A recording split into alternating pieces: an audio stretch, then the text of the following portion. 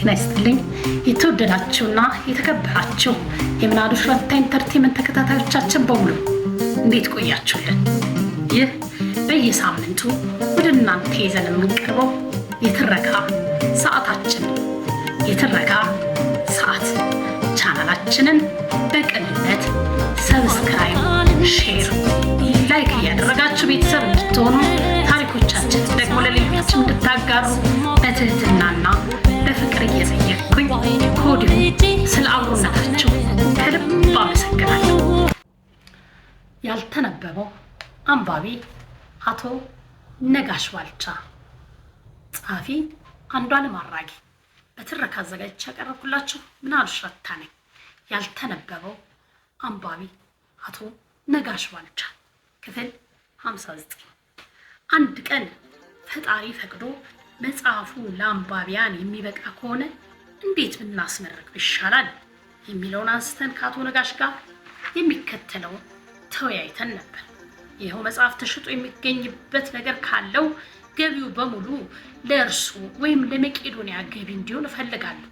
ከዚሁ ጋር አያይዘን የቤተልሔም የንግድ ድርጅት 50ኛ ዓመት የምናከብርበትም ወቅት ስለሚሆን በዚያው ስም ልጆቼን አስተባብሬ ጠቀም ያለ ነገር ማድረግ የምችልበትን መንገድ አስባለሁ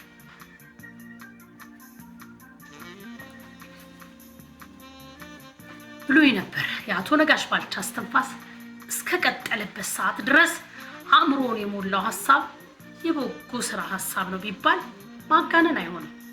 አቶ ነጋሽ ግን ደጋግሞ የሚናገረው ከሚጠበቅበት በጣም ጥቂቷን በማድረጉ ከብዙሃን የበዛ እያገኘ እንደሆነ ነው። በእርግጥ እኔ በጣም የምደሰተው ጥቂት ያደረኩላቸው ሰዎች ካደረኩላቸው በላይ ነው የሚያደርጉልኝ። በተለይ በዓል ሲደርስ ቤቴ የበግ ተራ ነው የሚመስለው።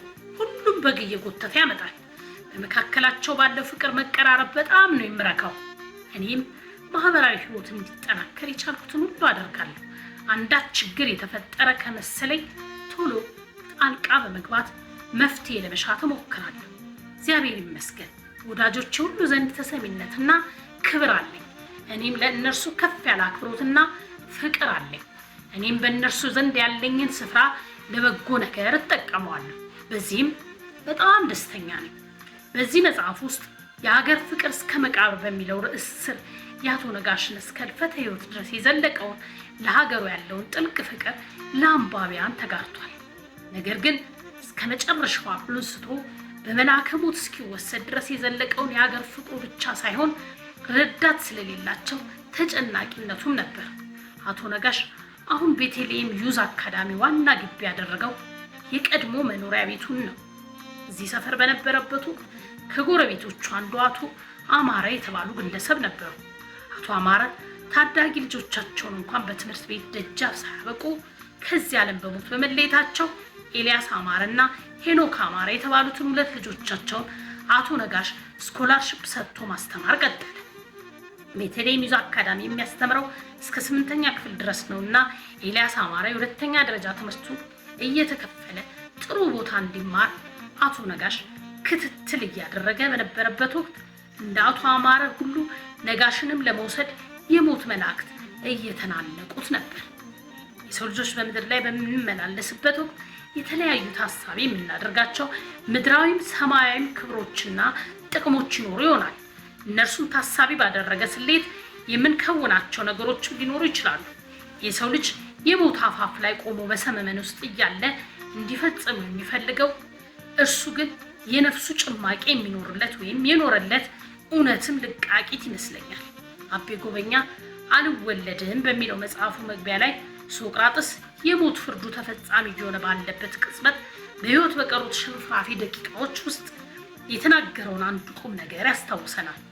ኖ በጸጥታና በፍጹም እርጋታ ከቆዩ በኋላ ሰውነቱ ሲደክም በሞተ ጊዜ ከጥጉ ሆኖ በእንባ ሲታነቅ የቆየውንና ታማኝ ተማሪውን ክርቶንን ጠርቶ ለአስክሌፒስ የምንሰጠው አንድ አውራ ዶሮ አለና ሳትዘነጋ እንድትከፍለው ሲል የደግነትና የእውነት መምህር ሆኖ የኖረው ለእውነትም የሞተው ታላቁ ሶቅራጥስ የመጨረሻ ትንፋሹን በእውነተኛ ቃል ፈጽሞ ከዓለም ተሰናብቷል።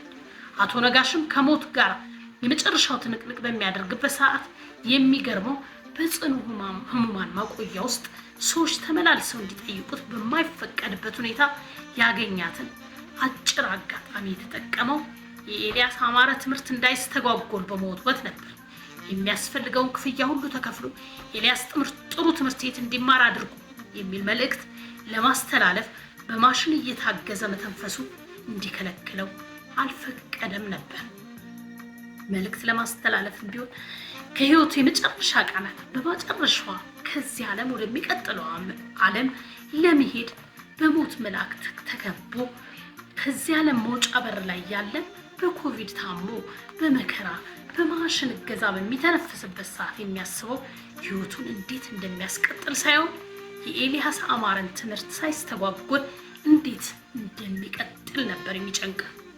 በሞትና በህይወት መካከል በሰመመን ውስጥ እያለ በመጨረሻዋ ቅጽበት የሚገለጥ ያ ማንነት ለታይታ ወይም ለከንቱ ውዳሴ ተብሎ የሚደረግ ሳይሆን እውነተኛ የማንነት መገለጫ ስለመሆኑ በድፍረት መናገር ይቻላል። የአቶ ነጋሽ ታሪኩ ብቻ ሳይሆን ሀሳቡን በጎነት እንደነበር ከዚህ በላይ ማሳያ ማቅረብ አያሻንም። በዚህ ክፍል መጨረሻ ቢጠቀስ የሚገባው ትልቁ ቁም ነገር የነጋሽ ሽምግልና አዋቂነት ነው። አቶ ነጋሽን በቅርበት የሚያውቁ ሁሉ አብዝተው ከሚያነሷቸው ጉዳዮች ውስጥ አንቱ የተባለ ሽምግልና አዋቂ መሆኑ ነው። ሁሉም የሚስማሙበት አቶ ነጋሽ አብዝቶ ማዳመጥ ይወድ እንደነበር ሁሉ ሲናገርም ትርፍ ቃል የማይናገር የተፈለገውን ግብ ለመምታት ደግሞ የነገር ብልት የሚያውቅና አፍ የሚያዘጋ ተናጋሪ፣ መካሪ፣ ተቆጪ እንደነበር ነው። ነጋሽ የዋለበት የሽምግልና ውሎ 99% በስኬት እንደሚጠናቀቅ ይታወቃል። እናቱ ገና ልጅ እያለ አብዝተው ግንባርህ ያስፈራል የሚል ምርቃት ይመርቁት ነበርና ሰምሮላቸው የነጋሽ ሽምግልና በግለሰቦች መካከል ብቻ ሳይሆን ለህዝብ መካከል ደም አፋሳሽ ችግር ሲጋረጥ በራሱ ተነሳሽነት ጭምር በሽምግልና ጥበብ ደም ማድረግ ብቻ ሳይሆን ደም ቀድሞውንም እንዳይፈስ በማድረግ እንደሚታወቅ ያነጋገርኳቸው ሰዎች ገልጸውልኛል። ለአብነት ያህል በሌላ በኩል በግለሰቦች መካከል የተፈጠረን የከረረ ችግር በመፍታት አንጻር አንድ ነገር እንዲሁ ለአብነት ያህል እናንሳ።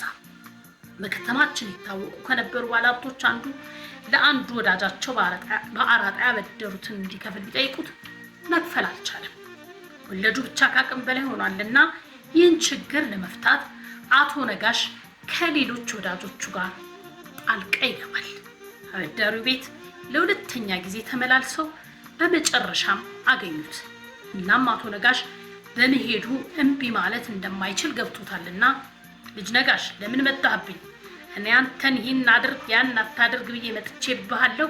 በላሁን የምትለኝ ንገረኝና ሁለተኛ እንዳትመጣብኝ አለ። አቶ ነጋሽ በልወለዱን በሙሉ ሰረዝለትና ዕዳውን በሙሉ አሁኑኑ እንዲከፍል እናድርጋለን። አበዳሪው ከፍተኛ መጠን ያለውን ገንዘብ በመተው ዋጋውን ብቻ ለመቀበል ተስማማ። ይህ ለአብነት ያህል ያወሳነው የአቶ ነጋሽ ባልቻን የሽምግልና ውሎ ውጤታማነት የሚያሳይ አንድ በጎ ነገር ነው።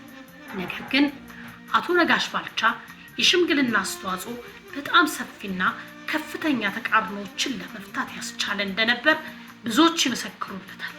አቶ ነጋሽ የሽምግልና አስተዋጽኦ በሀገር አቀፍ ደረጃም ቢሆን ሊጠራ የሚችል ትልቅ ተግባር ነው ይለናል ጸሐፊያችን አንዷለም አራጌ ያልተነበበው አንባቢ አቶ ነጋሽ ባልቻ መጽሐፍ ታሪክ ላይ። ለዛሬ ያዘጋጀንላችሁ ክፍል ይህን ይመስል ነበር። በቀጣይ ሌላኛውን ክፍል ይዘን እስክንገናኝ ቸር ቆዩልን እያልን ቻናላችንን ሰብስክራይብ ያላደረጋችሁ ሰብስክራይብ፣ ላይክ፣ ሼር በማድረግ የጀግኖቻችንን ታሪክ ለሌሎች እንድታጋሩ በትህትናና በፍቅር ጠይቃለሁ። እስከዛው ሳምንት እስክንገናኝ ቸር ቆዩልኝ እላለሁ።